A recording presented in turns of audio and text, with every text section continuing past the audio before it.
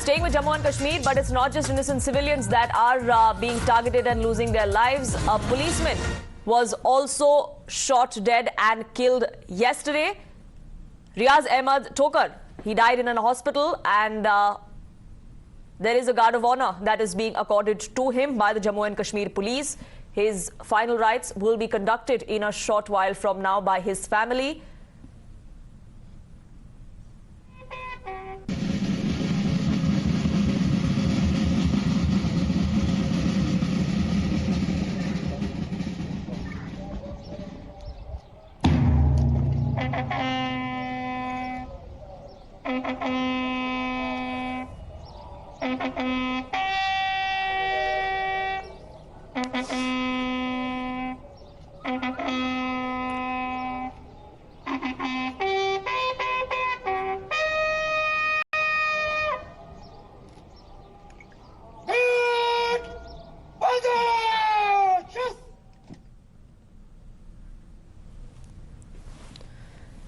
These are images of Riyaz Ahmed's family there. His mortal remains being brought back to the family after a gun salute and state honors were accorded to the special police officer that succumbed to his bullet injuries in a hospital a few hours ago. He was fired upon in his village in Gudura in South Kashmir.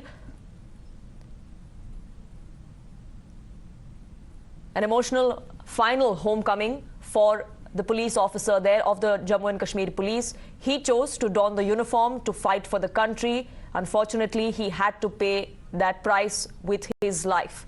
Ishan is with me for more on this. Ishan, emotional scenes there coming to the fore as expected.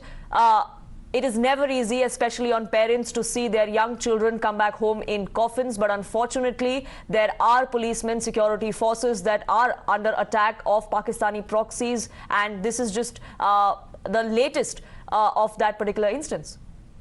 Well, this is not for the first time that Jammu and Kashmir policemen have come under attack from militants. So we've seen in the past as well as just a couple of days back.